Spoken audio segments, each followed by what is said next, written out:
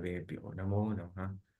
Jayo Shri Krishna Chaitanya Prabhu Nityananda Shri Advaita Gadadara Shivasadi Gaura Bhakta Vrinda. Hare Krishna, Krishna Krishna, Hare Hare, Hare Rama, Rama Rama, Hare Hare. We'll continue this particular lecture about the six Goswamis, part 2. 6.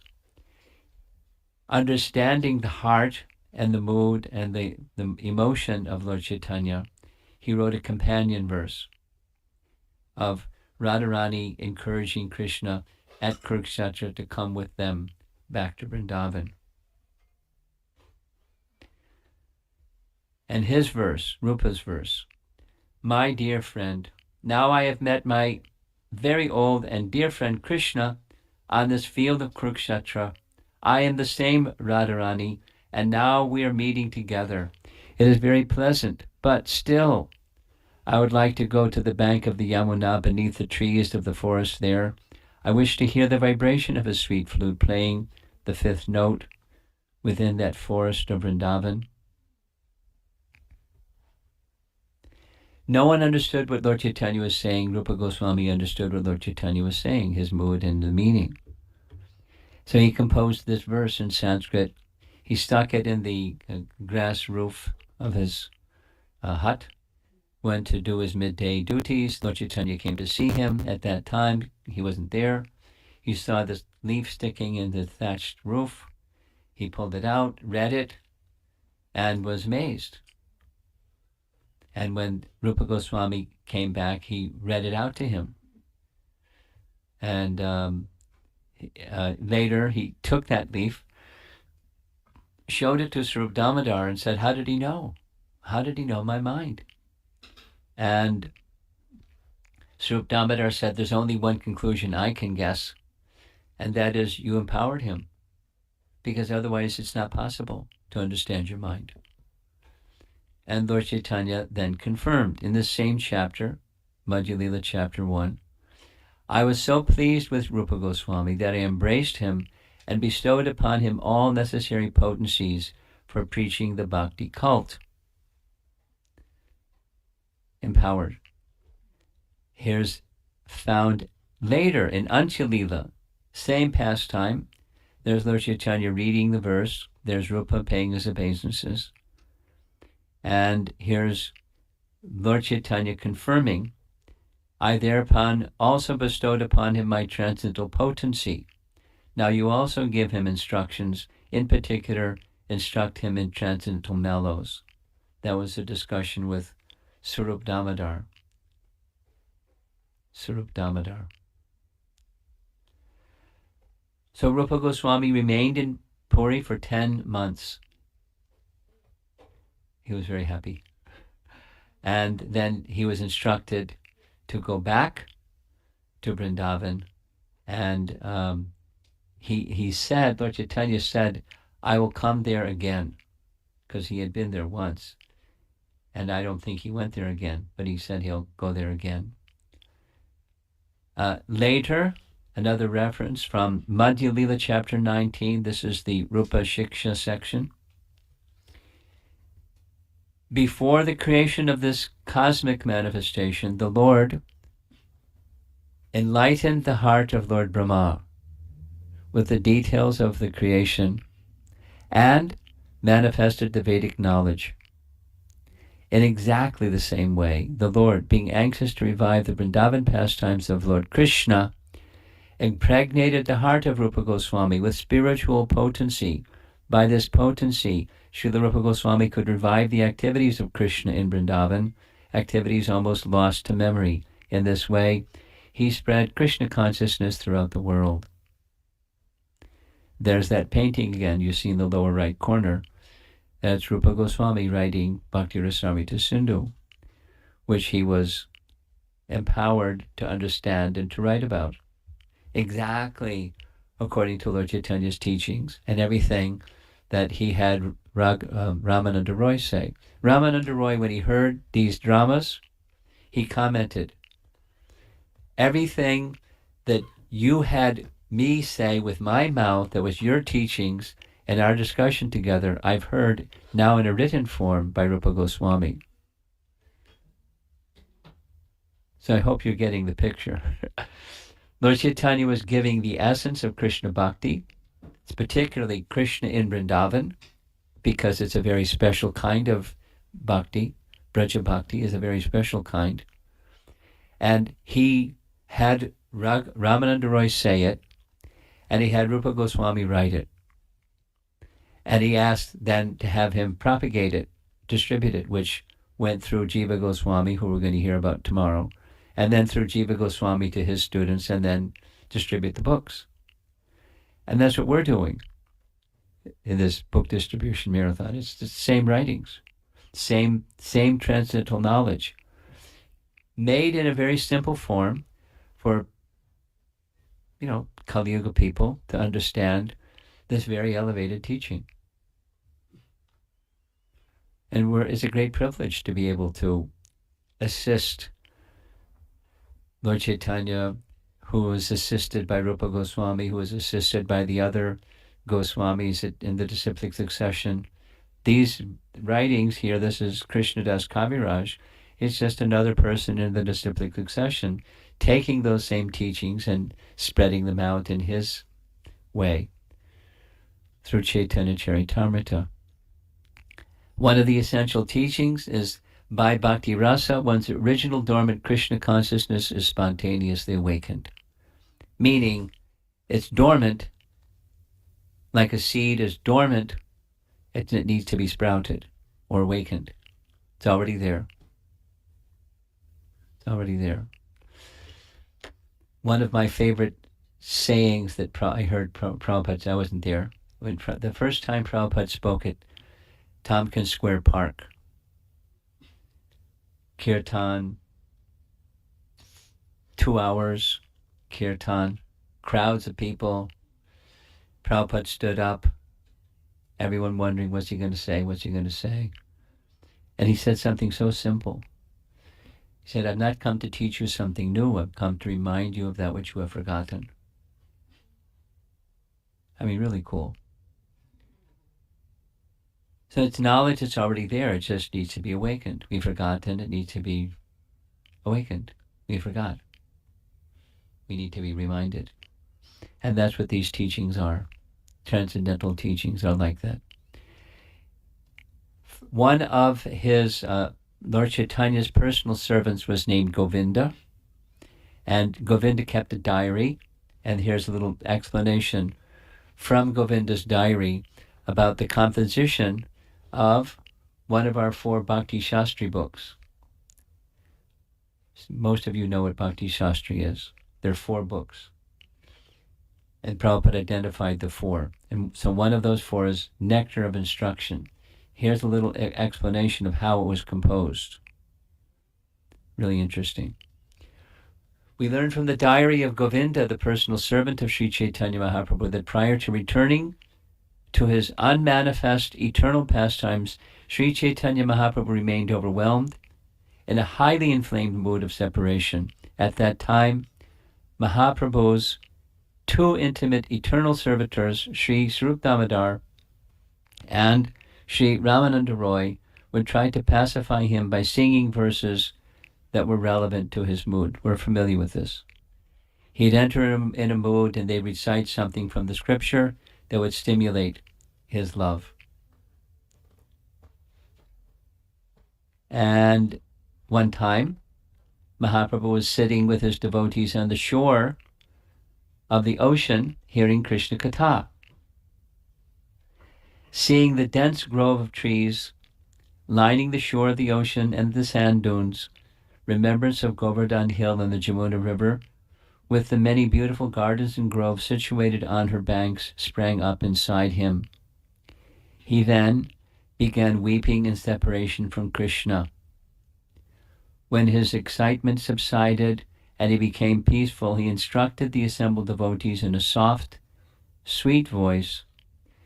Srila Rupa Goswami wrote Sri Upadesh Amrita verses based on these instructions. So if you want to write a book, there's a nice way. Be with Lord Chaitanya, and he's in a mood of ecstasy, and he gives teachings, and you compose it.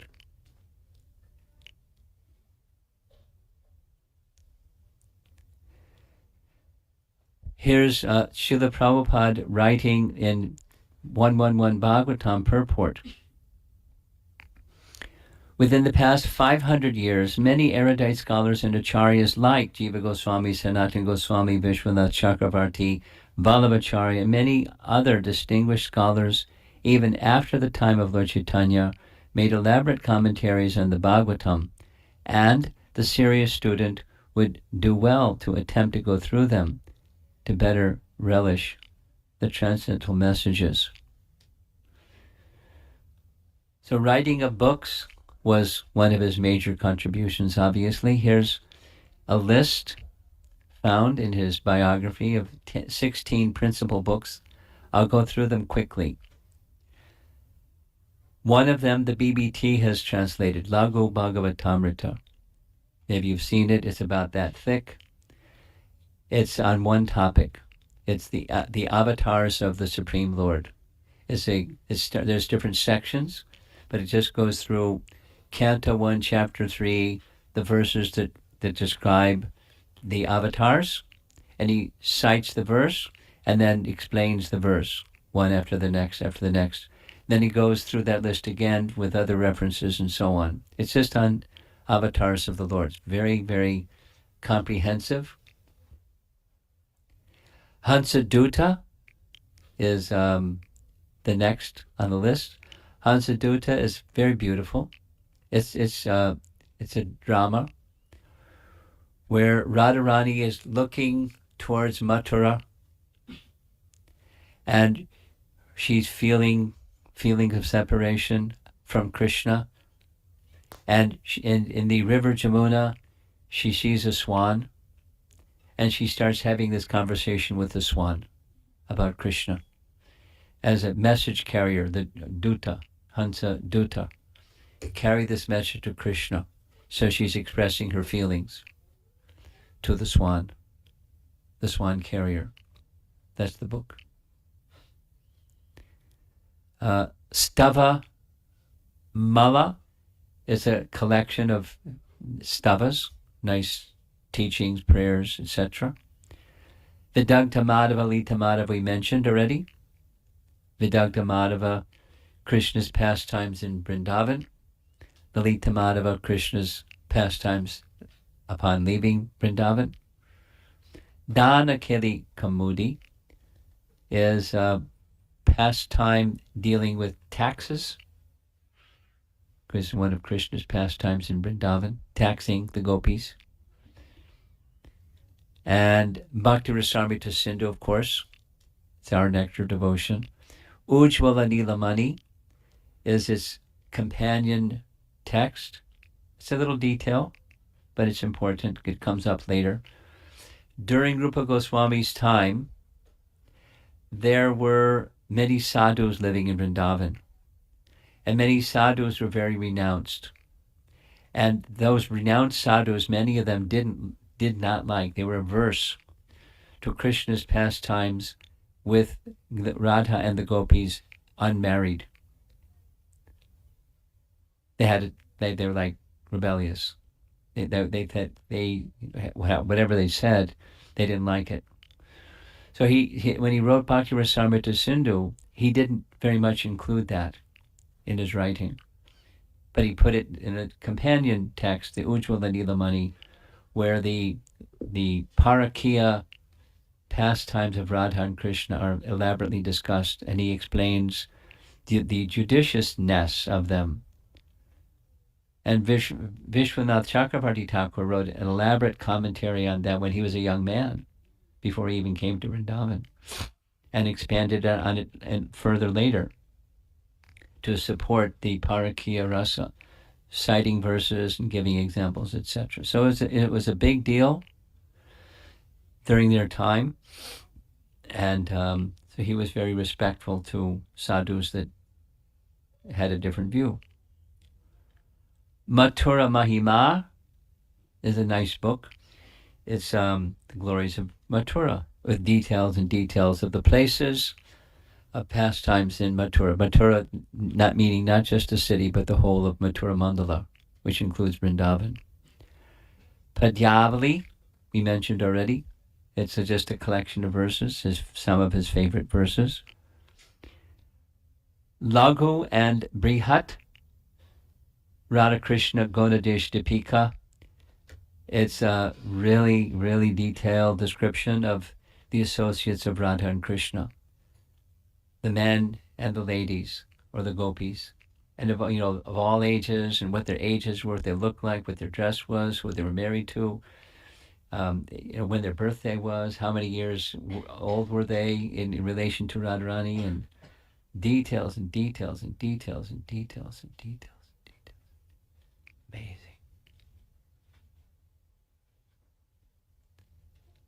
And these others I'm less familiar with. Uddhava Sandesh, of course. Krishna's instructions to Uddhava, expanding on that. Some other dramas and some other writings. And there's other books. Upadeshamrita is one of them. Namastaka is another celebrated. Namastaka, Astakas, glorification of the name. Siddhanta Ratna, etc., etc. Many. Over 100,000 verses. And all with full realization and empowerment from Lord Chaitanya. When we, not so long ago, did parikram around Govardhan Hill, took 6 classes to do it. At the beginning and at the end, there was this recitation of Govardhan Astakam, another one of his writings. And there's mentioned here, Mata Mayura. Mata Mayura is a name for a certain meter. And Mata Mayura means a mad or an intoxicated peacock. So you have seen peacocks walk, they kind of walk tipsy. And one who is intoxicated, the meter sounds like that, Mata Mayura. And he includes that phrase in the first verse. It's very poetic personality. Here's a sample of his handwriting. When Lord Chaitanya saw his handwriting, he said, this is strings of pearls. It's so beautiful. And here's that painting. The story behind the painting, we described it yesterday, but here it is again, because it's a nice pastime. He just had a desire to do something nice for his brother on his birthday. He's sitting there writing with a desire to do something nice for his brother on his birthday. And down the path comes a village girl. It turns out it was Radharani, bringing ingredients. There's 2 versions. One, she brought the ingredients. Another version is she actually brought the sweet rice. And it was she gave it to Rupa to give to her brother for his birthday. So when he gave it to Sanatan Goswami, he was in ecstasy tasting it. And why is it tasting like this? Why am I experiencing this ecstasy? So he asked some questions about, how did you receive all these ingredients? Where'd you get the sweet rice? And he told the story, and then he realized this was Radharani. And I'm taking service from Radharani. This is very bad. But he finished the sweet rice. It's described that when the mood of Rupa Goswami was so intense, spiritual mood, that when he wrote something that was sad, the leaves of the Kadamba tree would fall to the ground. And he wrote something that was very joyful, and the leaves and flowers of the Kadamba tree would immediately come out. His writing was like that. His mood, his personality was like that. He affected even the trees like that. He did a fair amount of his writing in this place called Ter Kadamba. Ter in local language means call out. So at Ter Kadamba, he would climb up the Kadamba tree and call out for the gopis to come join him for rasa dance, or call out with his flute for the cows to come and go to the Goshal for milking at the end of the day, because Ter Kadamba is not far from Nanda Maharaja's palace. So there's a photograph of a Kadamba tree somewhere, and those are the Kadamba flowers. They look like little balls, and they're very fragrant. And in this Ter Kadamba grove, there's deities of Krishna Balaram. There's a close-up of the deities, and they're in a little altar. It's not a big, it's a very small place. And but above the altar, there's a plaque carved and placed above the altar. And here's what the carving says. It's a writing by Raghunath Das Goswami, taken from Danakeli Chintamani. Adadanas Tanadantire, Idam Yache Punak Punak, Srimad Rupa Padamboja Radhoham, Syam Bhave Bhave. Meaning, taking a blade of grass between my teeth, I repeatedly beg that birth after birth I may obtain the dust of Srila Rupa Goswami's lotus feet.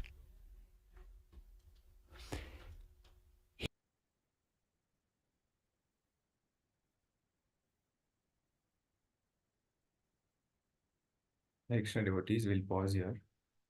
Anybody would want to share some points, some realizations, some questions?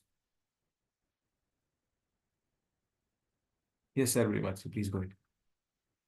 Hare Krishna Prabhu, a very Krishna. beautiful lecture as usual. I particularly find it very amazing that how Lord Chaitanya Mahaprabhu's directions get transformed, passed on to Rupa Goswami. He realizes it and then he gets it and he passes it on in his so many writings. And also that thing I also like, that when Rupa Goswami's mood is sad, then the leaves of the Kadamba tree fall, and when his mood is good for the writing, then the flowers start blossoming. That is very nice. And for Srila Prabhupada, that particular statement was very nice when he stood up in a gathering in US and he said that I've not come here to teach you anything new. I've come here to remind you of what you have forgotten. So these were the best highlights for me today. Thank you, Prabhu. Hare Krishna. Thank you, Mataji, for sharing. And these are nice points. Maharaj mentions this in other classes, and he also mentioned here that this is one of his favorite sayings of Srila Prabhupada. Yes, Mataji, thank you. Any other devotees? Hare Krishna Prabhuji, your voice Hare is Krishna. very less. It's only for me or for everyone. I'm not sure. Is it very low, Mataji? Is it okay now? It's better, Prabhu. Okay, Yes. Mataji. Okay. Yes, Mataji, please share. No, Prabhu. I was only Okay, trying okay, to say that the same thing. okay, okay. So one thought anyway. I was having that how do such high level. I mean, the devotees who have attained such serious or sincere devotion towards, how can they do all these things what we feel impossible? It it looks impossible for me, and I was just thinking on that, and I don't know whatever it is right or not, but I am thinking that when they change their complete lifestyle, when they stops everything which has rajo and tamo in that lifestyle, food, thought process, I mean the complete periphery, and when then it's only the sattva guna remained, then Krishna empowers them to do something which is beyond our imagination. But this was actually just going on in my mind. That's all, Prabhu. Hare Krishna. I'm not sure right wrong. Yes, Mataji. So that is, yeah, so they are specifically empowered by the Lord Himself, and as you rightly said, they have dedicated their lives fully to preach the mission of the Lord. Yes, ma'am. Anybody wants to add something else, or Give some comments on Shweta Mataji's points. Kishore Prabhu.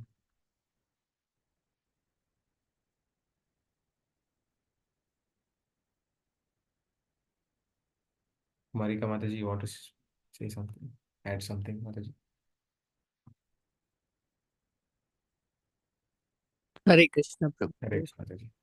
I was just reflecting upon the greatness of Rupa Goswami as we hear from Maharaj today, how great a personality he was, and he himself appeared and blessed Srila Prabhupada, and he has empowered him to preach Krishna consciousness. How fortunate we are to be in such a wonderful parampara, to understand their contribution and their exalted nature is really good, Prabhu.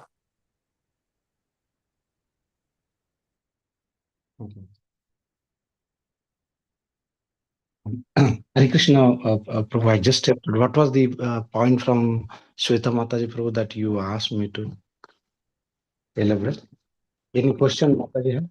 Nothing in specific, Prabhu. Mataji was reflecting that how these empowered devotees are able to do it. And if at all we can come to that position. So Mataji was saying that if we give up all our activities and only focus on bhakti, so that's when they get the specific empowerment. So that point Mataji was reflecting.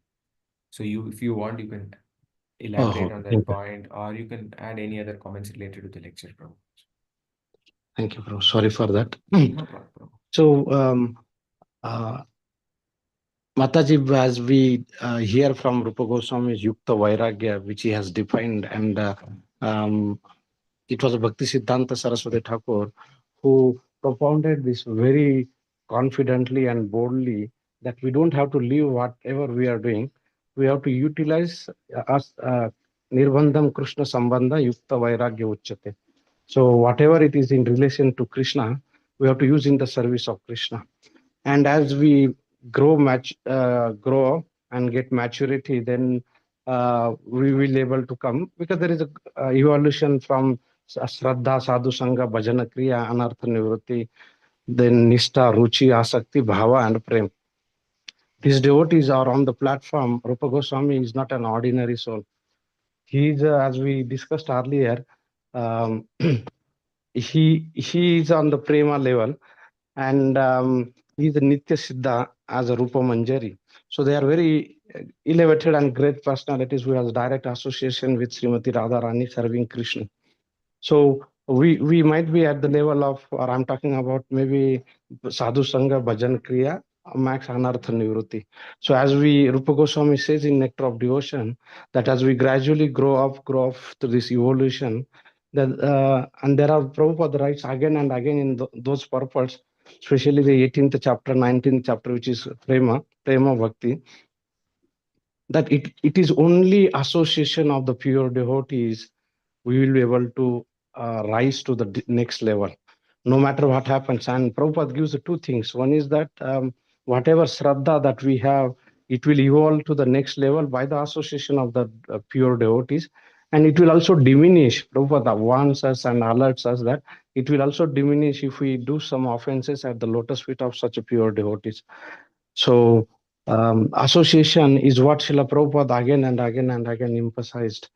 And Rupa Goswami is of amazing personalities, great souls, Mahatmas, Acharyas, and it is as Kumarika Mataji was mentioning that we are so fortunate to even hear his name and hear what is his contribution to the Vaishnava literature, Vaishnava community, and writing the literature as Chaitanya Mahaprabhu instructed him to, and find the places related to Krishna's pastime in Vrindavan. Had Rupa Goswami, Sanatan Goswami be not there, probably today what we have in Vrindavan would not have been these places for our benefit. So we are eternally indebted to all these acharyas, and we have opportunity because of Srila Prabhupada coming in disciplic succession to hear the glories of those devotees and what is their contribution to the Vaishnava community. Hare Krishna. Thank you, Prabhu. Thank you for adding on that. Um, so my actually what I was thinking or questioning about that one was can we ever, I mean ever means after many births or something, can we ever elevate in the way like we hear about some great devotees? Will it be ever possible? And the second point was we have been given means of associating, listening, reading, and all.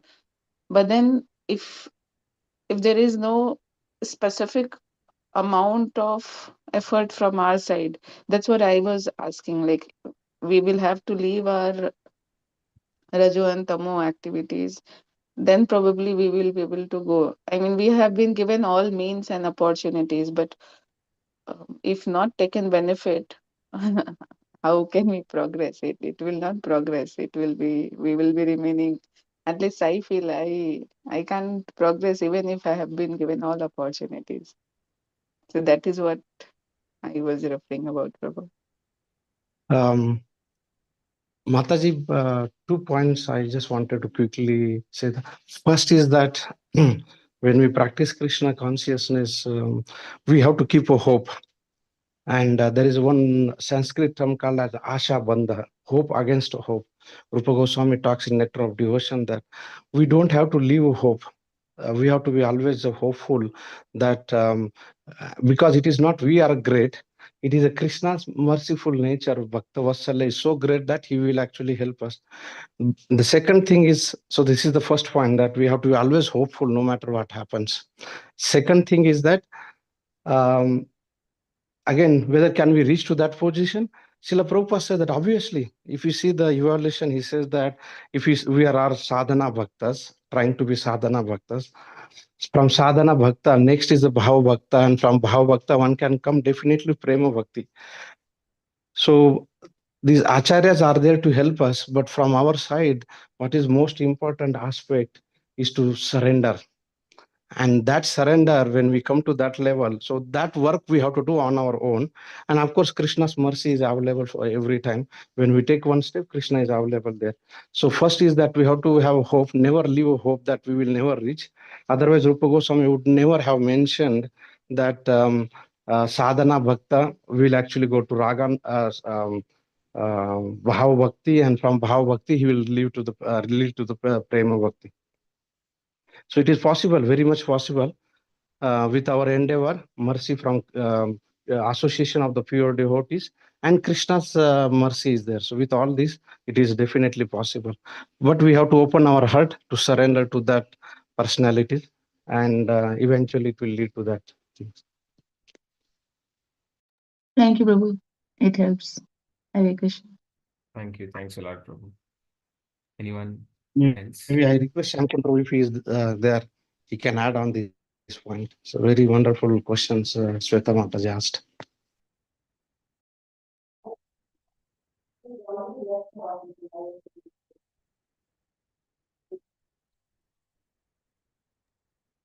Mataji, did you say something, Mataji, or Shamkun Prabhu there?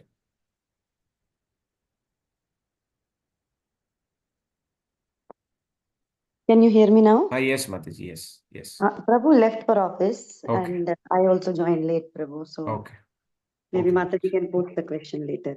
Okay, okay. Maybe tomorrow Prabhu can cover it. Okay. Yes. Any other devotee want to add something?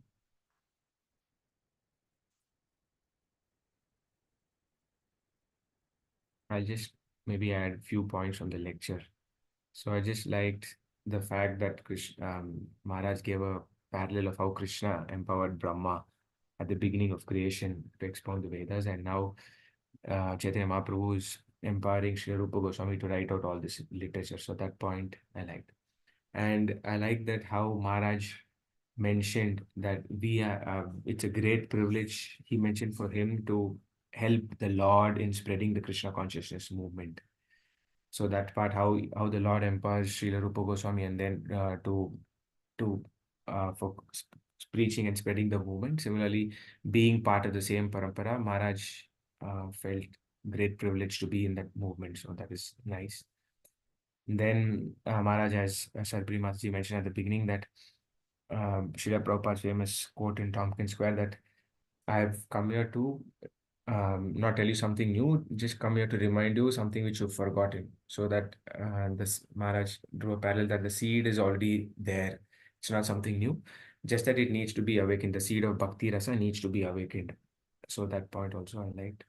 And Maharaj gave a quick summary of the books and the works of Srila Rupa Goswami, and he briefly tried to cover each book. That was also nice. And the small pastime of Srila Rupa Goswami writing under the tree, and Srimati Radharani walks in, gives him the sweet rice, which he then passes on to his brother Srila Sanatana Goswami. And Sanatana Goswami, after having the sweet rice, goes into ecstasy, and then he realizes this is not normal. And then when he asked, Srila Rupa Goswami says, he tells him how he got it, and then Srila Sanatana Goswami mentions that this is from Radharani herself. So that part was nice. And finally, the mood of Srila Goswami, Srila Rupa Goswami, that is when he's sad, the leaves of the Kadamba tree fall down, and when his writing is joyful, the leaves they come out. So that was a nice point also. That's a quick summary. Anyone else want to add something or ask some questions?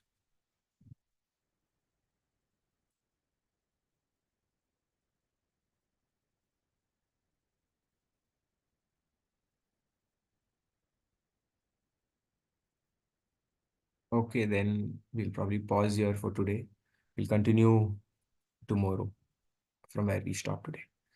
वाञ्छाकल्पतरुभ्यश्च कृपासिन्धुभ्येव च पतितानां पावनेभ्यो वैष्णवेभ्यो नमो नमः। अनंत कोटि वैष्णव जय श्री प्रभुपाद की जय। गौर प्रेमानंदे हरि हरि बोल। हरे कृष्णा।